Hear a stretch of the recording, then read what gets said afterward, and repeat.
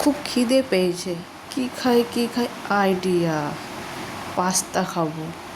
তো বাড়িতে সব কিছু রেডি আছে, যাই পাস্তা করি। সব সবজি নিয়ে নিলাম আর একটা কড়াইয়ে বসিয়ে দিলাম গরম জল এবং একটু সর্ষের তেল দিয়ে দিলাম জলের মধ্যে। লবণও দিয়ে দিলাম যেন পাস্তাটা সেদ্ধর টাইমে মানে লবণটা ঢোকে পাস্তার মধ্যে, আর পাস্তাটা যেন গায়ে গায়ে না লাগে তার জন্য জলে আমি সর্ষের তেল মিক্সড করলাম, দিয়ে বসিয়ে দিলাম সেদ্ধ হতে পাস্তাটাকে।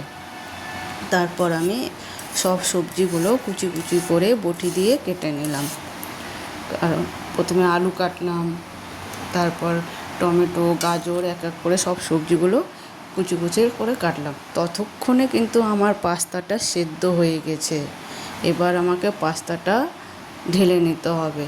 আমি পাস্তাটা ঢেলে নিলাম একটি স্টিলের ঝুড়িতে। তারপর আমি কড়াইয়ে সাদা তেল দিলাম এবং এক এক করে সব সবজিগুলোকে মিক্সড করে ভেজে নিচ্ছি। প্রথমে গাজর ভাজলাম, কারণ গাজরটা সেদ্ধ হতে একটু টাইম লাগে, তো সেই জন্য প্রথমে গাজরটা দিলাম। তারপর আলু, পেঁয়াজ আর সব সবজিগুলো আস্তে আস্তে করে ভেজে নিলাম।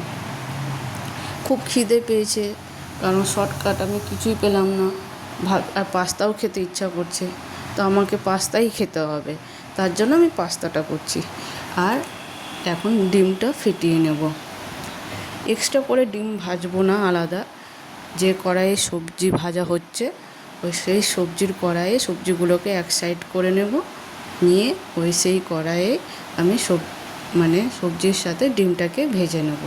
দেখুন আমি সব সবজিগুলোকে আলাদা করে একদিকে করে দিয়েছি, দিয়ে আমি ডিমটা ভেজে নিয়ে ডিমের ভুজিয়া করে নিলাম। তারপরে সব সবজির সাথে আমি মিক্সড করে দিলাম। ততক্ষণে আমার পাস্তার জল ঝরে গেছে, পাস্তাটাকে আমি দিয়ে দিলাম তাড়াতাড়ি, যেন তাড়াতাড়ি পাস্তাটা হলেই আমি খেতে পারবো। তো সেক্ষেত্রে আমার পাস্তা তো প্রায় হয়ে এসেছে। আমার বাটারের সেন্টটা খুবই ভালো লাগে, তার জন্য আমি একটু বাটারও মিক্সড করে দিলাম আমার পাস্তাতে। আমার পাস্তা প্রায় রেডি। এবার ওপর থেকে একটু আমি টমেটো কেচাপ ছড়িয়ে দেবো। তো আমি দিয়ে দিলাম, এটা আলাদা একটা স্বাদ আনবে। বাটার, তার সাথে আবার একটু মিক্সড করলাম টমেটো সস।